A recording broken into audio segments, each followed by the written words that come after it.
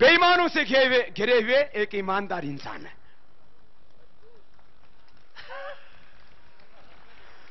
आज तक के इतिहास की सबसे भ्रष्ट और बेईमान सरकार के ईमानदार प्रधानमंत्री का तबका उनको मिला।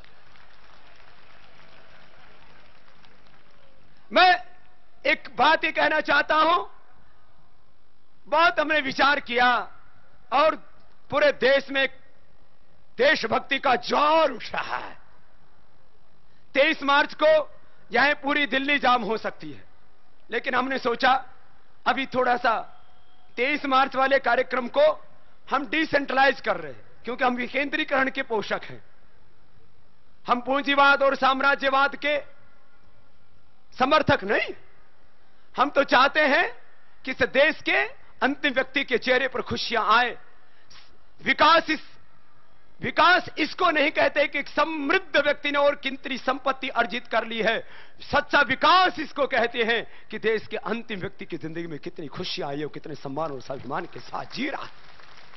तो ये 23 मार्च वाले कार्यक्रम को, क्योंकि दिल्ली वालों को यदि अब नहीं समझ में आया, दिल्ली में आने के बाद भी, तो हम इनको पूरी देश की जनता से ही सबक सिखाएंगे कि या तो अपना संवैधानिक दायित्व निभाओ और 5 काम करो, मैं अभी बताने वाला हूं। नहीं तो यदि तुम अपना संवैधानिक दायित्व नहीं निभाओगे तो ये देश की जनता अपना संवैधानिक दायित्व निभाने के लिए तैयार बैठी है। ये उन लोगों को संसद में बैठाएगी जो अपना संवैधानिक दायित्व निभाएंगे। भाई बहनों, जरा हम क्या कह रहे हैं, बस 2-3 मिनट की बात कि ये काला धन कितना है, आप सबकी जानकारी के लिए। और यहां प्रबुद्ध लोग बैठे हैं, हमने बहुत छोटे छोटे 5 पॉइंट बताए हैं कि काला धन कितना और कहां से पैदा हो रहा है। किसी भी देश की अर्थव्यवस्था में 2 से 3% मनी इन सर्कुलेशन होना चाहिए। माने यदि 100 लाख करोड़ रुपए की देश की अर्थव्यवस्था है तो 2-3 लाख करोड़ रुपए उस देश के अंदर छपा हुआ नोट होना चाहिए। हम तो भाई देखो, किसान के घर में पैदा हुए, अनपढ़ मां बाप के घर में, लेकिन पढ़े लिखे लोगों को आम आदमी की भाषा में ही समझाते हैं।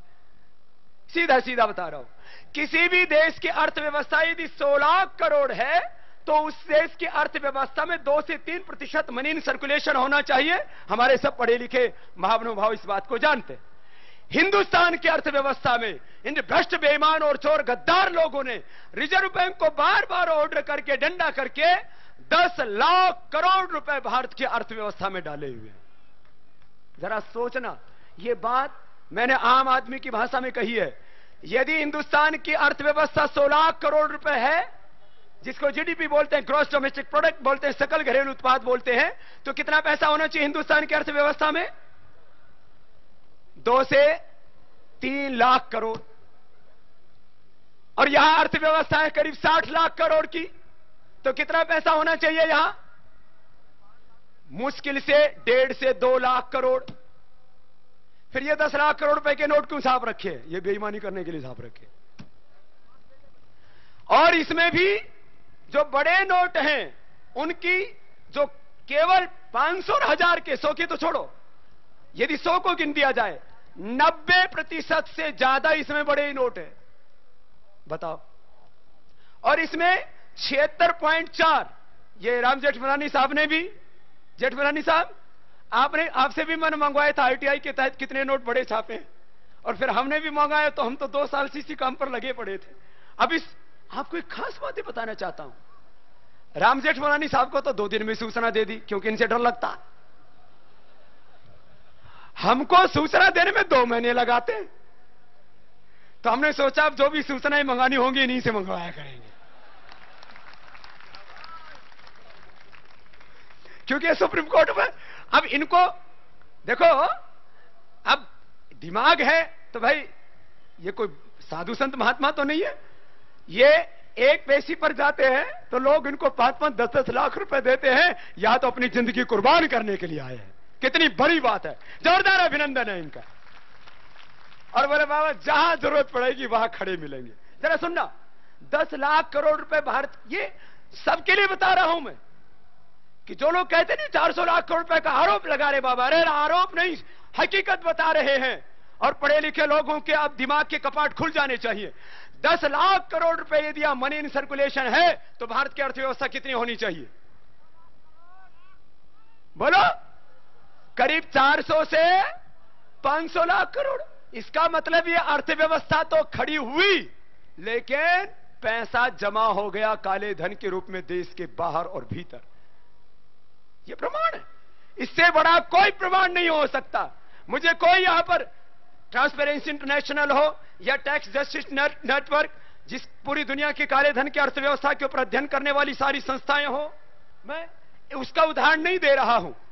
मैं तो भारत की अर्थव्यवस्था के लिए जिम्मेदार रिजर्व बैंक ऑफ इंडिया के आंकड़ों के आधार पर मैं बात कर रहा हूं। फिर इस बड़े नोटों का प्रयोग कहां किया जाता? देखो, एक बात अभी जो है, यहां पर सभी पढ़े लिखे लोग बैठे हैं। यदि 1000 का नोट है, किसी के पास है 1000 का नोट? महात्मा गांधी जी का नाम देश में और तो कहीं दिया नहीं। जब बहुत दबाव डाला तो एक मनरेगा के नाम पर महात्मा गांधी का नाम कर दिया। बाकी तो हिंदुस्तान के आधे से ज्यादा योजनाएं, सरकारी संस्थान एक ही परिवार के नाम से चल रहे हैं। जरा समझे होंगे आप इस बात को। क्या इसे माना?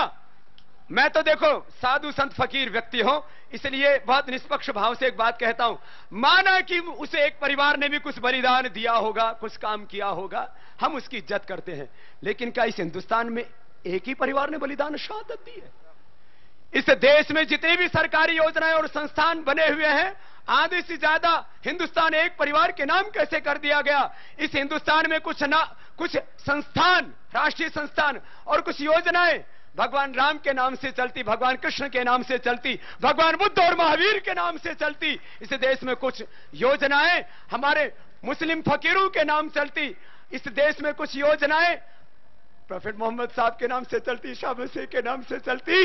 इस देश में कुछ योजनाएं चंद्रशेखर आजाद, भगत सिंह के नाम से चलती, अरे सुभाष चंद्र बोस के नाम से चलती, महर्षि दयानंद स्वामी विवेकानंद के नाम से चलती। क्या उन्होंने शहादत नहीं दी? क्या सरदार वल्लभ भाई पटेल ने कोई शहादत नहीं दी? जो लोग देश के लिए गाते हैं उनको भारत रत्न पुरस्कार दिए जाते हैं। प्रसन्नता है हमें, सबको पुरस्कार दो। अरे जो लोग देश के लिए गाते हैं उनको भारत रत्न पुरस्कार दो, हमें प्रसन्नता है। लेकिन जो लोग देश के लिए मर गए उनको भी भारत रत्न दो। इस देश में शहीद है तो भगत सिंह को क्या भारत रत्न नहीं मिलना चाहिए था? क्या इस देश में चंद्रशेखर आजाद को, महर्षि दयानंद को, क्या सुभाष चंद्र बोस को और खंड खंड बटाए भारत जिन्होंने अखंड किया, 565 रियासतों को एक सूत्र में बांधा, क्या सरदार वल्लभ भाई पटेल को, लौह पुरुष को भारत रत्न नहीं मिलना चाहिए था? लेकिन ये क्यों नहीं देते?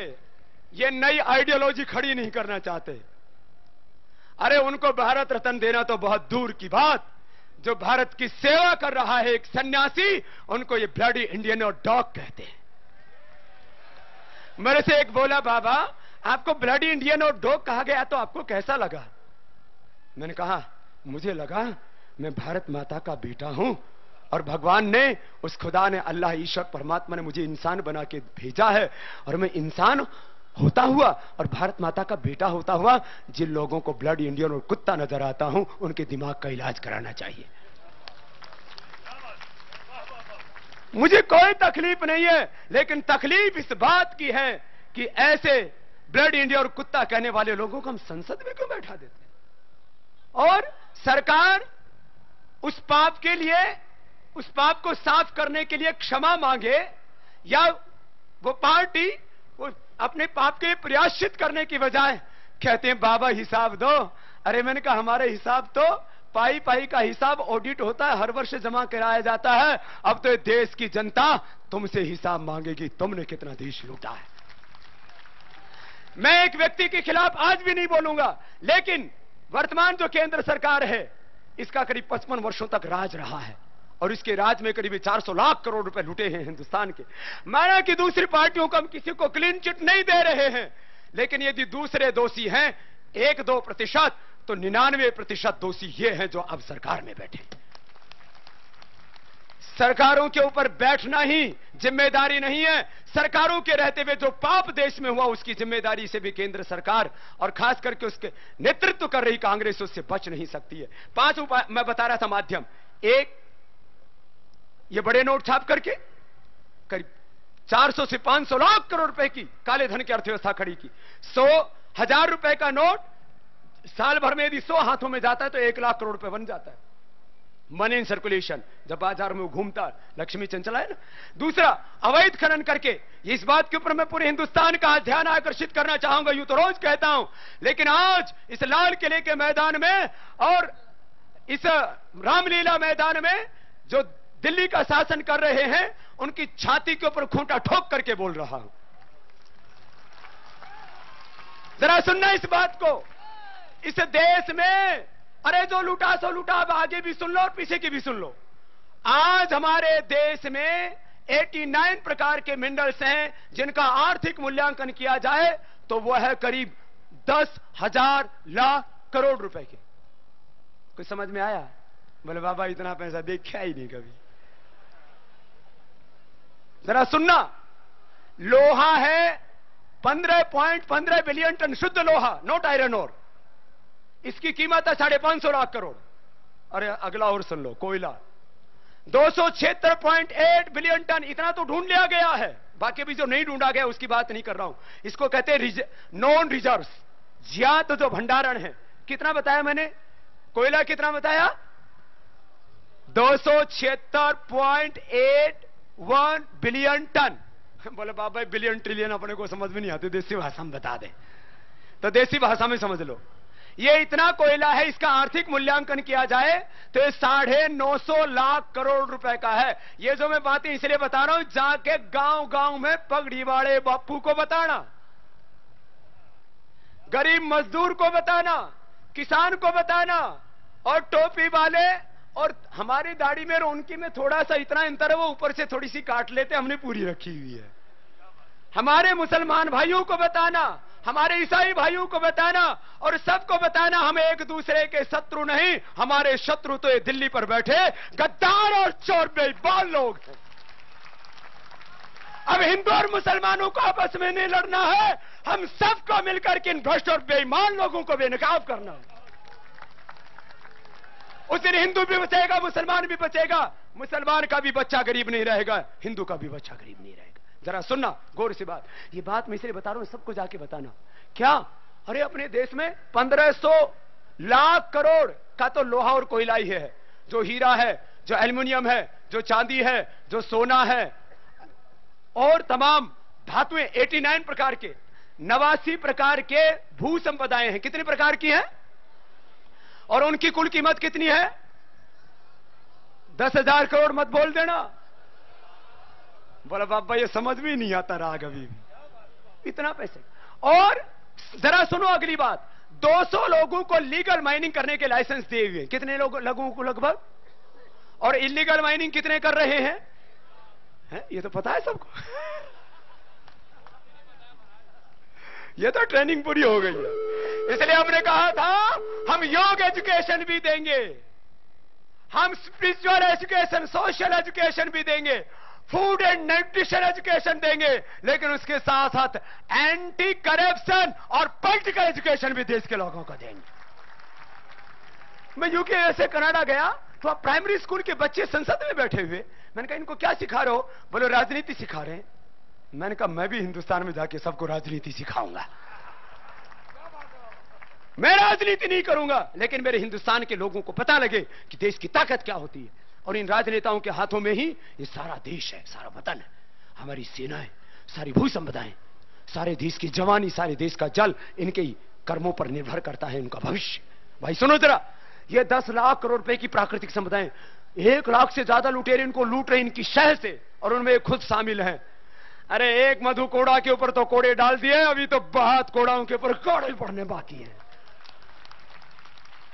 एक को पकड़ लिया क्योंकि वो किसी पार्टी का नहीं था, निर्दलीय था।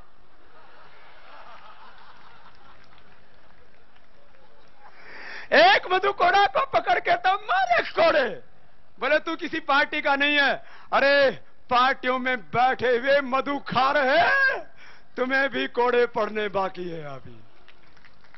सुनो, दूसरी लूट, 1 लाख से ज्यादा लुटेरे देश को लूट रहे हैं और कह रहे अरे जी ये तो कुछ नहीं, ये तो छोटी मोटी बात है।